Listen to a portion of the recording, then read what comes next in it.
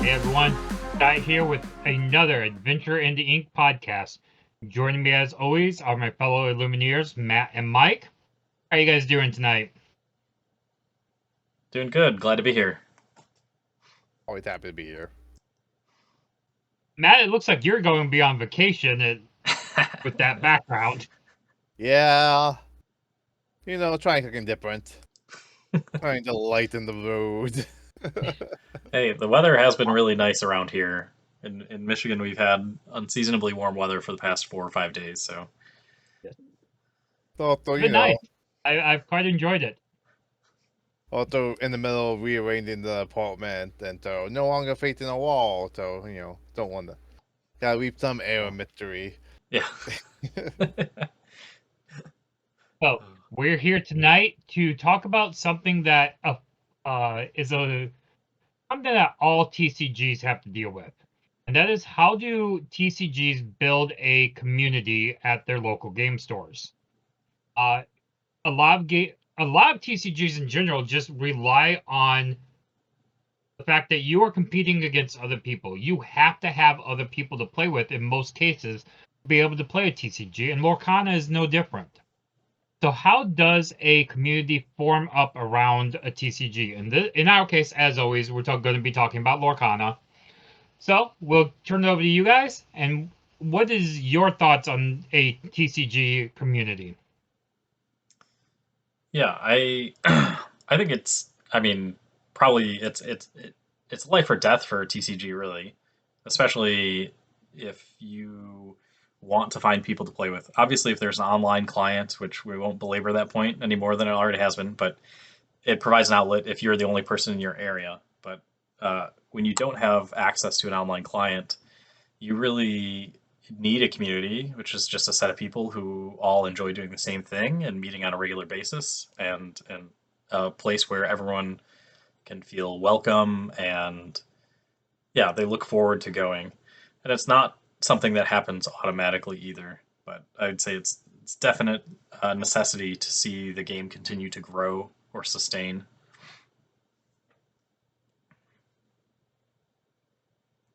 Yeah, I 100% agree with all those statements. Like, you need people to play with. And, like, I have stopped playing card games I have absolutely loved because there's no one to play with. Like, I used to have to drive, like, hours to go to Detroit to go to Qualified Vanguard tournaments because I couldn't find any locally. And so eventually I stopped playing that. And I only play that game digital now when I do play it. And Mhm. then I love the Legend of the Five Ring Living Collectible card game. But like that game dead now, and I don't have anyone to play it with. Yeah. So because Matt was talking about card games that have died for him because there was no community, I never had a community for this card game, but it was the one that I always like to talk about. Can you guys guess what it is? I don't know. Do you have a playmat of it? I have many playmats of it. It rhymes with knee forge. It's Keyforge, but I I mean, started playing. Yeah, I just yeah, started playing that in the middle of the pandemic, and yeah, I only played against basically myself using their unofficial online client. And I tried to convince my brothers to play who don't live anywhere near me, which is step one. You know, if you want to build a community, make sure you can meet up with the people again. When they live, 3 states away, it's a little harder to play with them again. Uh, but Go ahead. before pandemic, the top was running key for the event. We didn't have a lot of people show up, but we did run a few events to try to see if there was a potential community in the area Mhm. for it. With I that, would wish I would have paid attention to when the game came out, but it was like one of those things when I had enough time and the pandemic started. I was like, oh, what can I do? Oh, let's go pick up a new collectible card game, I guess. But As most people tend to do. how about you, Scott? Have you had any experiences with different communities for card games or other board games? I've had both good and bad with communities. The communities that I have seen have either kept me in the game, or the communities have been so bad they've actually pushed me out of playing that game. Ooh. Um, I'm not going to mention the bad one. You guys can probably guess. It is a TCG that is known to have toxic players playing it all the time. I don't understand why you're being like this. We've talked about Magic on the podcast before. We have specifically talked about cockpit players in the cheating episode and how they have had bad reputation. We have talked about this before. Not even cheating. They weren't even cheating. Well, no, Yeah. but we have talked about, like, I know a ton of people who, like, they played Magic for the first time at a local store and got turned away from TCTs in general. But I think we'll talk about this a little bit more when we talk about the building community. But yeah, the positive experiences in the community make the world of difference. Mm-hmm. Absolutely. And so even now, not just Lorcana, but the other TCG I play is I'm only probably in it because of the people I play with. If it wasn't for them, I probably would have left that game already. So yeah, its community is huge in keeping players around, or is even just keeping the game going. Mm-hmm. Yeah. And I think it's too easy to take for granted when you have that community. I think, Magic players sometimes take advantage of it, that it's just such a widely popular game that Well, and maybe they also, don't focus on building the community as much as other games have to. Go ahead, Matt. it's like where you live too, because like we're really lucky because we live in an area that have a ton of game stores.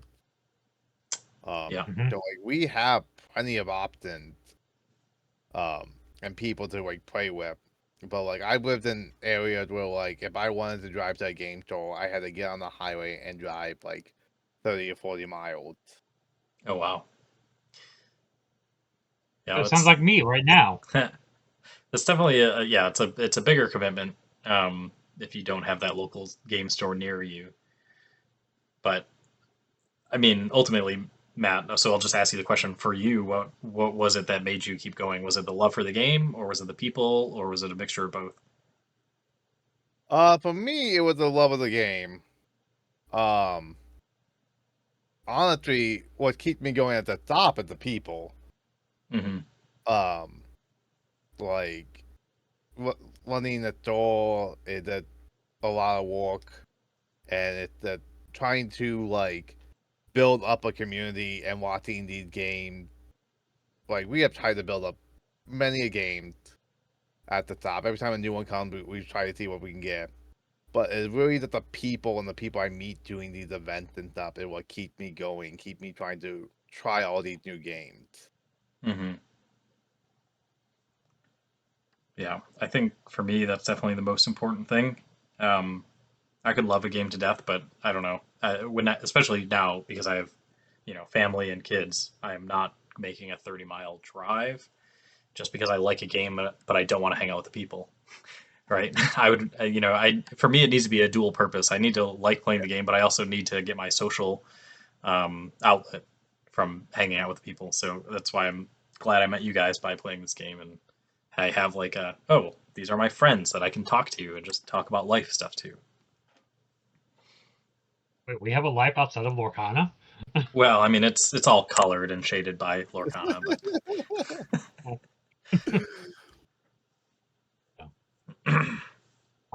Okay, so we've talked about why community is important, but exactly what brought us to talking about it for tonight's podcast? yeah. So if you have been living under a rock, there's a lot of people who are questioning whether or not Lorcana is quote unquote, is it stagnating? Is it dying? Because there have been less people to have showed up for these set championships in the past month. And we can talk more about the reasons for that later. But it's a question that's on people's mind. And the way that you see a game thrive is by people having kind of those grassroots efforts and building and understanding how to build community in an effective way. And I think everyone thinks that there's some silver bullet, and we'll talk about later some things that we've seen that have been effective, but ultimately it takes effort, and it's important to pour the time and the love into the relationships that you have with these people. So I would say that set champ attendance being down, but we're also hitting that we just passed the 1 year mark. This is going to be the first holiday season. Matt brought this up, that we have cards that are going to be available to gift to people, especially the what is it called, the starter set or whatever. It's $30. Gateway. Yep. Oh yeah, Gateway. the gateway. Yeah, which is a great Christmas gift to get to someone if you want to get them into the game. I know. Not that you're hinting at anything. Yeah. Speaking of hint, hint, wink, wink, I know my store have plenty of them. Great gift. Buy them up. Yeah. And maybe by the time this gets posted, the point of sale online ordering may be ready. Yeah, that's something that we're gonna say at the end, but I'll get to say it now. My store Adventure Inc. We're gonna be getting a website soon. So any of you loyal listeners want to help support a business, then we're gonna try to set it up that a promo code for the podcast to, to make sure that we can start earning some money to buy better equipment. I know we need to buy a better web camera. Ooh. I mean, I'm using my laptop. I want to buy Scott something that moves the Jack Frost in the background periodically, just to freak him and us out. You honestly think that's gonna freak me out? Yeah. Well. And besides, Jack Frost is not staying. He's leaving here shortly. Oh. Aw. Where's he going? Oh, he's going around. He's going to the next room. Oh, well. Oh, is he not going to walk? Like, it's been warm October. With the frost. No, Belle's coming in here. Ah, fancy. Okay. I look forward to that. But yeah, I would say, I think this is kind of like it's not make or break for Lorcana, but this is definitely the time where we're going to see the game shine and the community shine, or we're going to see it kind of maybe take a backseat to all the other hot new games that are coming out that people are excited about. So I was going to say the community is what will draw people back, in my opinion. Yeah, community will keep people playing. Community will get people back into the game. You see, so like this is the same when you look at Magic and stuff. People go in and out. You talk to any long-term Magic players, they have cooking breaks at some point. So this is very much like we're in like, I think this is like one of the first Lords the game is experiencing, because like we're past the year mark, so it's not as new and exciting. We haven't fully reached peak mass market yet, so like the casual people haven't really started like flooding in yet. There's gonna be, like I said, the first holiday season with the game is gonna be like readily available on shelves and stuff, and a lot of people are gonna get it for Christmas. So it's really just the game that's in a weird place right now, but I think it's gonna bounce back out of. But yeah, it's one of the games that like it's weird time, but I don't think anything super to be worried about. Yeah. I also think the competitive play may draw people into when they see the continentals that are coming up and the world championships. I really hope that there's like some advertising or just general promotion for it, even though it feels a little weird to promote an event that's in kind of invite only / you can't get in to, like Worlds, but it would be a lot of good. I think it would draw on a lot of the people who are like, oh, that's a Disney card game, and they're thinking that it's just very simple, but like watching it played at such a high level will inspire people to be like, oh, this sounds like fun. I think, well, the simplest version is they just need a TV, so. All right, I'm marking it. That's 14:45. So Yeah, and you notice he hasn't really mentioned it in the last couple of podcasts. I'm kind of surprised. It it's haven't probably came up. it's because he's writing it. He's actually writing the script now, and he's trying to he's trying to push it to Disney. Yeah, I can get Okay, this. go ahead. No, I was gonna say I can at this point I'll just make my own card game and publish my own show. Nice. But so we've talked about what a TCG community is and why are we talking about it. But what are resources people can use to find these communities? We've talked about people getting into the game, especially now with the Christmas season coming up. So how would they go about and find communities, or what resources are available for them? Well, I can start. The way that I found out about this game was actually I had a friend post on Facebook that they were going to um, Gen Con, and they were asking people, or actually they weren't going, but they wanted somebody to pick up some of these cards for them. And I was like, oh, that's pretty interesting that you got that excited about a game that hasn't even come out yet. But Facebook is definitely a way you can find out. You can just go into the little search bar and type in Lorcana, and there are plenty of Facebook groups. There's like probably a regional one for where you live within your state, and also just general like US or European or maybe your country. And a lot of the posts aren't necessarily finding the exact people you're going to play with, but at least you're going to find people to talk to the game more about, which is what will keep you involved more often. Yeah, so far at the my top, it just Facebook have brought the most people in, just like random people. Um, Mm-hmm. Do you think that's because of the demographic of who plays this game? That it's like late yeah, 20s to 40s. yeah. Uh, This is theory for I I mostly see people all age and their kid playing that game. yep. Hey, I mean, makes I think sense. I think after this Christmas we're gonna probably see a dip toward the younger demographic. Because that, like I said, with the Christmas holidays, a lot we'll probably start seeing a lot more younger kids start playing. Hmm.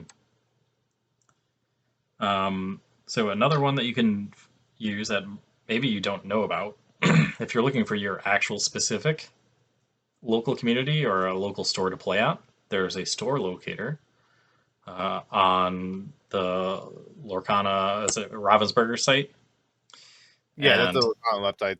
yep. And so we'll put that in the show notes down below. But that store locator is great. It will list anyone I think it will list anyone who sells in addition to, like, so your friendly local game store, and it'll also list whether or not they do organized play. So organized play at the store is definitely a great way to find people to play with consistently rather than just talking about the card game. Um, and yeah, I would say that's probably your best way to start building a community is working with your local game store and talking to the owners. If they aren't carrying it, you could ask them, are there any plans for them to carry it? Or you can find a local store who does and see if they're doing any kind of like weekly league nights or if they're competitive events. Um, and also, yeah, on Facebook, you can find those competitive events too. A lot of times those will be posted there. But Matt, speaking of competitive events, where else can they find competitive Uh, events for Lorcana? yeah, we mentioned it before, but Melee.gg is a great place to go. You can see all the events and stuff in the area, and you can use that to find tournaments and stuff. Like we've also like all set champions. Like I don't even advertise those anymore. I just post the set championships on Melee, and then they just fill up. Like I, my business partner asked me like, "Hey, I know that we have the set championship coming up. Do you want to make a Facebook post or anything for it?" And I'm like, "It's already full. Yeah. Like, there's no it." Melee have some issues that I really wish they would focus on upgrading and fixing, but the concept of it is it's so great that like it does what it's supposed to do. It's a great way for player to find the event and to do it, because a lot of younger people aren't doing Facebook anymore. Yeah. And also, like, there's so many websites and stuff to like advertise your event and stuff. Having all the kind of events just be on Melee is a great way for people to find it. Hmm. Night Universal, if you look for Lorcana, you should always have a Melee account. If not, make one. Use that to go find an event. They will make one for you if you show up and you don't have one. So Yep. that's what Matt did for me. And I don't know if we can change your name on that and how that is, but if they make one for you, it's just like a random Reddit. Hey, that's me. If you want to find me on Melee, it's Mick M2. Well, I always wondered how you got that name. Yeah, it's I think they just do first few letters of a first name, last name, initial, and a number. Yeah. So whatever's next available. So there's probably already a Mick M1. So I got Mick M2.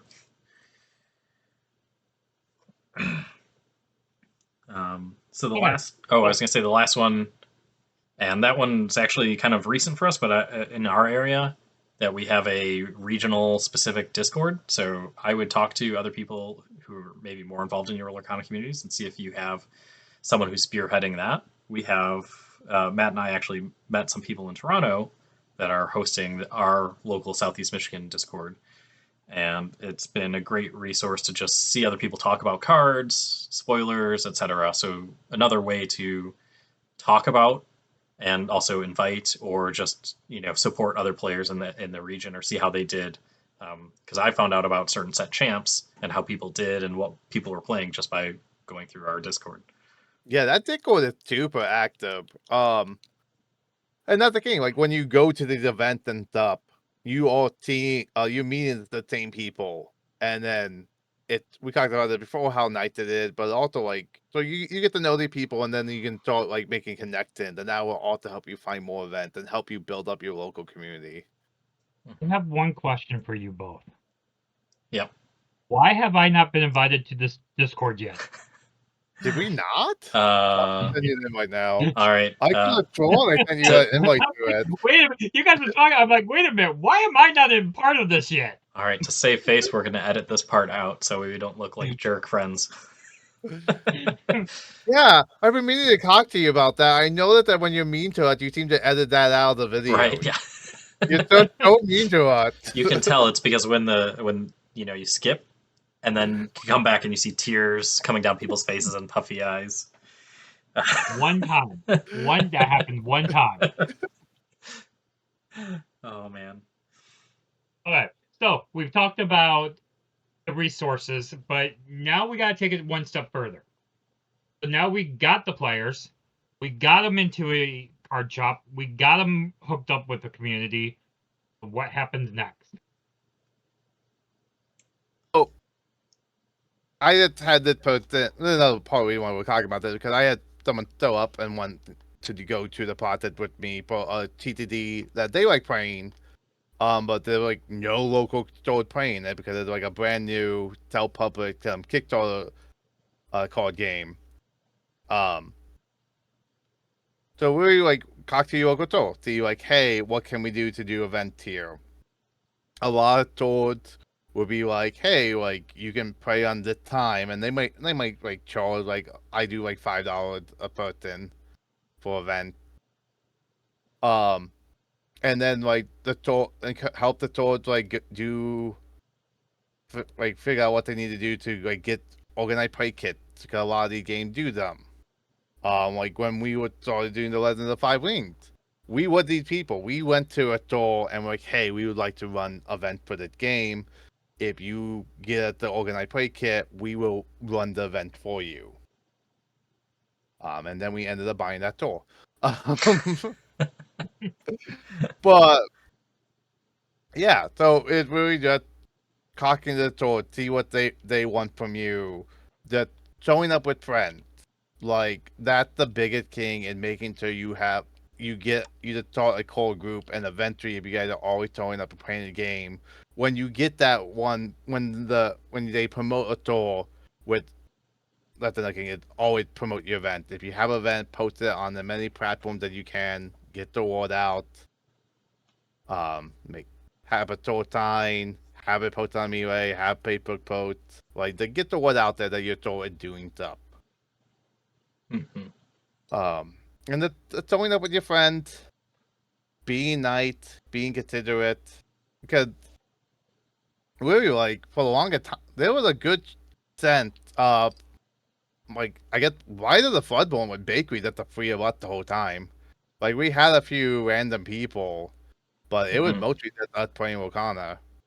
And now we have like basically double that number. And then by the cognitive people, it sounds like we're gonna actually have almost double that this Friday. Because we're gonna have a lot. We're trying to get a lot of new faces that's popping up a lot. Nice. So like it takes time to build. Yeah. And also you're gonna hit lows. Like I know, like this time of year too, with cool starting up and winter coming. Like a lot of people like kind of shift and change it. But yeah, the show up to events as often as you can. Invite friends, bring friends when you can. Honestly, like I have found some of the best way to get people to play card games or any game with you is that to buy them cards, buy them decks, and be like, "Hey, come play with me." Yeah. If you find yourself sitting on an excess of cards, especially a lot of bulk, so your commons, uncommons, and some of the rares, make a fun deck to play and invite someone to play with you and give them the better deck. Yeah. And I mean, our league, we give bonus points if you bring someone and teach them how to play, right? I think having things like that where you have to, for any community, you have to be aware of how invitational and open your group is to newcomers.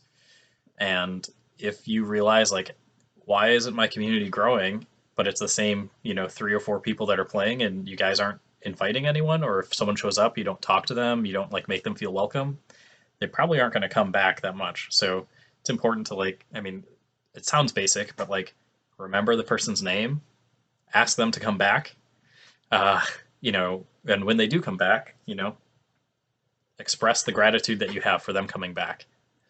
Uh, I know it sounds like I said, it sounds basic, but those things will go a long way into building a community. And the community is not just about, it is focused around this thing called Lorcana or whatever game you might be trying to build a community around. But so much more is just people are, they want to have those authentic connections with other people. And this provides a good framework for that.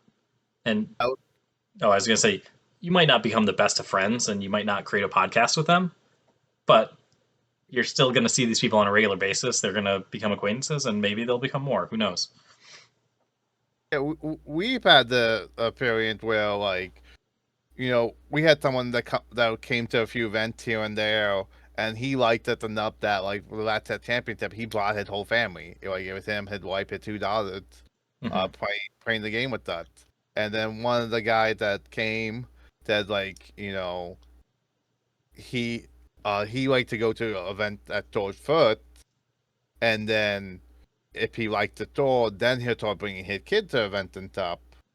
But he like checking out the tour first.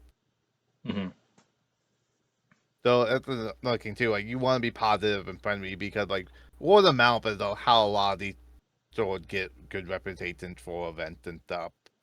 So like if you go to a store and they're good and like, hey man, you gotta go check out this store, or like the talking to a coworker, yeah, I'm looking for a place to play Lorcana. Like, oh yeah, Vector Inc. and Myron, fantastic place. I have to say, everyone that I've talked to, Matt, about our local store that I play at, from our surrounding area, they're like, "Oh yeah, Adventure Inc. That's such a cool place. I really like that place." So you guys have done a really good job building your community, as far as like just outreach and people appreciate the store. Oh my, yeah, really, if we lived in a bigger town, we'd be way more successful. And the other thing I want to bring up is this day and age, it's hard to commit to things. But if you want to be the person to see your community grow, you should commit to it like it's an appointment, like like a doctor's appointment. This isn't for everyone. Like I'm not telling you to like the first time someone comes, ask them if they can commit to showing up, 3 out of the next 4 weeks. But if you want to see your community grow, the consistency, seeing the same faces week after week, is what that familiarity is what's going to bring people back, especially if you're friendly. So try to make a commitment. If you're like, hey, I want to see my community grow, say, okay, I'm going to commit to showing up 2 or 3 out of the next 4 weeks of the month for league nights. And each of those nights, I'm going to talk to somebody and make sure that it's about them and not about me, because that will make people feel welcome. Ask them how they're doing, etc. I feel like that second part too much. Just show up and play games and don't make people cry. Yeah. So don't play Emerald now Steel you're discard. You're both just asking for too much now. Okay, You fine. tell me I gotta be friendly and talk to people. You tell me I can't make people cry anymore. Well, I mean, you could make them cry. There just needs to be like tears of like joy or relief. Oh man, it reminds me of a funny random aside. I had a professor in college. I had a sign above his door that said, "Everyone brings joy to this office. Some when they enter, and some when they leave." Try not to have an attitude like that. Make sure that everyone feels like they're bringing joy when they come. Yeah, like the old thing. Sometimes you like want to go somewhere where everyone knows your name. Oh man, good old They come with the cheers. beer too. Yeah. So according to the rules, we can't have alcohol in the play area. Yep. Your store is separated into 2 sections, though. Yeah, you can drink in the lobby, but the official rule saying you can't drink in the play area during the event. I was gonna say, is the play area just everything that's like an inch above the table, and then the non-play area is I think they mean the section. okay, like vertical What? sections. Got it. Okay. I got into a little bit on the Reddit about it.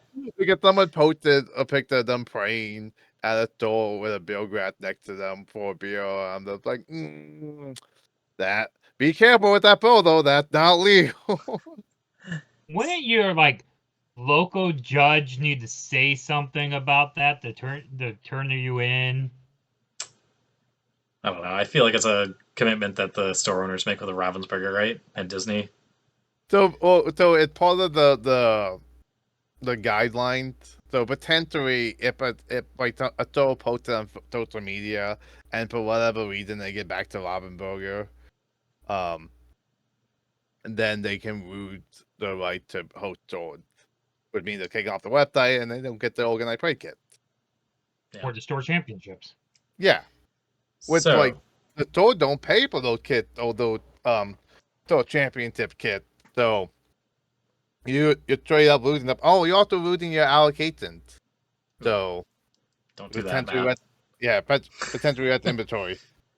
So while you may not be able to drink adult beverages while playing in a organized play store, you can invite friends to go out to dinner or lunch or whatever afterwards, or if you're going to the Lorcana challenges and you have to travel, like connect with the people in your local community. That's such an important and fun thing to do while you're there. Yeah, and also like talk to people. So like if you know that the person is only showing up like once a blue moon, and you talk to them and they're like, yeah, I wish I could come out more, but like it's sometimes like, oh, I don't have a ride, or like I can't cover the fee. Like the stuff you can do to help. Like one thing I do at my store, if it's like I'm really trying to build up a community, if someone tells me typically that the only reason they're not coming is because of the price, then I just tell them like, hey, don't worry about it. Like, come because we want, I definitely want to try to get to the point where like we were firing tournament as often as possible, and then like you just won't get prize support. So come play, and then when you can pay me. You don't want to just like make them come and be like, you can play, but you need to work. So organize the shelves, do some of the point of sale. I'm not sure what the legality is, but honestly, the person I was letting come to the event free, he probably would have cleaned if I asked him to. Yeah, he Oh. probably would have. Yeah. So Okay. Oh, go ahead. any last thoughts? Our time is wrapping up shortly tonight, so any last thoughts on communities and TCGs? Be the change you want to see. You know, it's like ha ha ha cliche. We're gonna have an episode where we're gonna see how many cliches we can fit in. But Also, like, go like, ahead. don't be afraid to check out other stores. Like, you may like, if you don't super love your store, don't be afraid to check out another store. That kind of what happening to us is that like what happened to a few people who gonna start coming to all events because their store kind of just dipped off. Um, Mm-hmm. so and like yeah, we'll definitely work on building up your community, but if you're not seeing results, sometimes it might be better that you get into another store.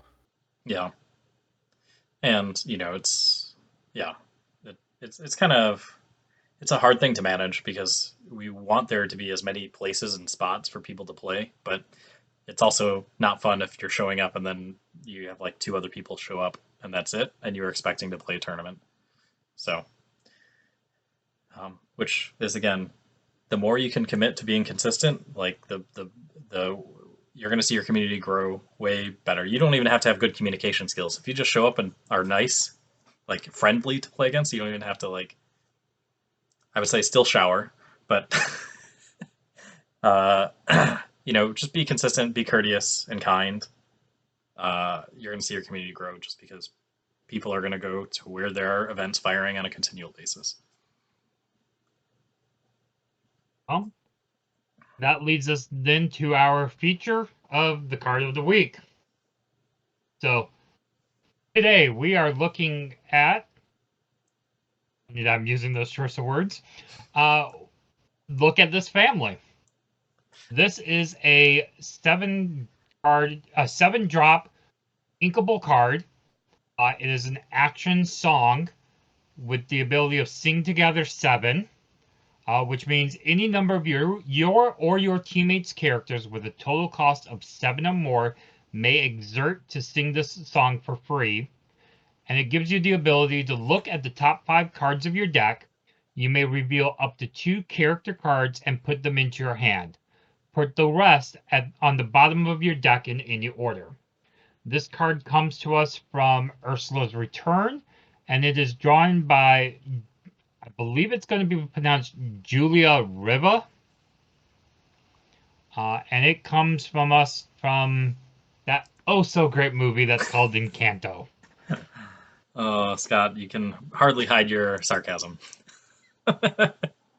Wait, that's sarcasm? Oh man, well I can't think I take back quick I'm the not gift. being paid here, so maybe once I start getting paid, I can hide my enthusiasm a little bit better. But now it's Encanto. Yeah, I have a playmat of this card, which is I like the playmat of this card. Um, I think it's a fantastic playmat. I think this is what the type of card that playmat should be. The more like portrait type mhm. images. Like the characters are cool, and people want their favorite characters. But I think the more portrait landscape type, which there's a lot of good ones in the Lorcana, I think would make way better playmat. Yeah, so that way it's not just super awkward. You just have a person's big face in the center. um, well, I think from the way that we talked about how we have playmats of this card, but we haven't talked about the ability of this card. None of us have, I think, effectively played this that much.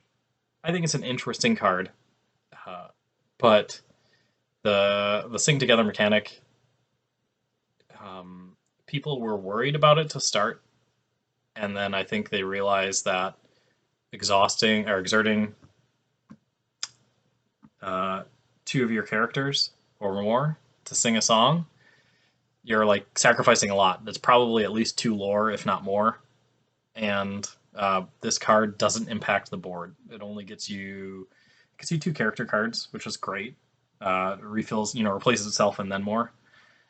But um, you are basically taking a hit to your current uh, board state.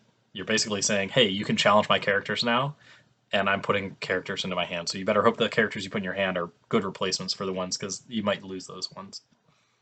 Also helpful if you did 15 or like you're just trying to set up. Like I built League Night to get bonus point. I did build an Encanto theme deck, and I do run the card in there. And when Mhm. I'm trying to set up for the Maribel that 555, um, I played it the turn before, got like a couple of characters in my hand, and then like played what I could, and then next turn played her down. Yeah, I think so. I know that the color combination of amber ruby doesn't, typically it's like the Mufasa all character deck, but I think this would go well in there, even if you don't do an all character deck. But just because ruby has so many good characters that have such strong enter the battlefield abilities, so you can think of Madame Medusa, you can think of Lady Tremaine, the 8-cost Sisu, Maui, Maleficent Monstrous Dragon. um, I feel like there's got to be another one that I'm missing, but those are all great cards that you would love to sing to find and then play it down to hopefully regain some of that board control that you're giving up by using the sing together if you have to use that. Yeah, like if you have a very good late game deck that did have a lot of high cost singers, like I know when it came out, I was testing around with Princess Silk deck, and I had the Cinderella that had single 9. And so I had her constantly singing it for a hot minute to see how that went, just to try to build up more singers. And Yeah. also she gave it up to everyone when she sang. Yeah. Overall, I think this card is probably 3 stars out of 5. I think it has potential. Um, I don't think it's found a good home yet, or I haven't seen it, which is funny because they're in front of Casita, the house. I don't know, Scott. I know you don't love the movie, but what do you think about the theming and the art of this card? Um, I'm so torn. I want to hate this card. I really do. Um, I like the card. I like the concept of the card. I like overall. It's a good card. Um, I, in my case, I would rather have been able to see the characters more. Um, you get the little tiny characters and the really big house. Um, and when the card is look at this family, and the focus isn't on the actual family, it's more on the house. It kind of ruins it for me. But overall, it's done very nicely. Hey, Casita's a Trying to be person. nice. Trying to be nice. um, yeah, I like the mechanics that it's a sing together card, which is like, it really fits with Amber's theme of like more characters the better, like kind of all come on, let's get in here, like togetherness. And the also the getting 2 characters is kind of thematic instead of just finding one. And it generally lends to itself to a more character heavy deck. So I think it is all like it fits the color identity very well. Yeah, and then like honestly with Amber, if you play like Cinderella and then Ultra, like that, you can sing this in turn 3. Yeah, and still have 3 ink to do something. Or playing to play the characters. Yeah. Yeah. Yeah, I think the hard part with that though is like I don't want to give up my 1-cost Cinderella to sing this. But yeah, I don't know. Maybe that'll be my next challenge. Make a spicy deck that has this in it. But if you give up that one Cinderella, you could get 2 more. Yeah, right. Oh, you know, So you could do. I'm thinking of a fun spicy combo within the same color. You can play with the shift Ursula, right? Yeah. That's discard. So you could get that. Is that discard a character card to shift? Nope, song. That's discard a song. Okay, so you'd have to play more songs, but you could do a song. Basically, you're getting rid of the card advantage that would have gained you, but then you have a stronger character on board, and yeah, still can play another 3 cost on top of that. Why every time we do this podcast, at the end of the podcast, do I always walk away feeling I am gonna get really screwed over the next time we play because I'm just watching the two of you go back and forth like, ooh, we can build this deck, we can do this, we can do that. I'm like, I am not gonna enjoy this at all. Oh, it'll be fun. I haven't changed any of my decks in weeks. Yeah, Like, yeah. I'm still ready. You got Yeah. a couple of days. We don't meet up again for another couple of days. We're We'll trying see. to. Oh, we have a ton of stuff we gotta do to get the website up and going. All right. Well, give me a color. Give me another color other than amber, and I'll make a deck using this. Doesn't have to be good. I'm gonna give you Sapphire. Okay. All right. Done. Mid range. It's coming at you fast. Ooh, turn 3 Caterpillar with Ursula. I like it. All right. Well, that's all the time we got for tonight. I hope you enjoyed this episode of Adventures in the Ink. Join us next time. Don't forget to like and subscribe below. And until next time, Illumineers, adventure awaits.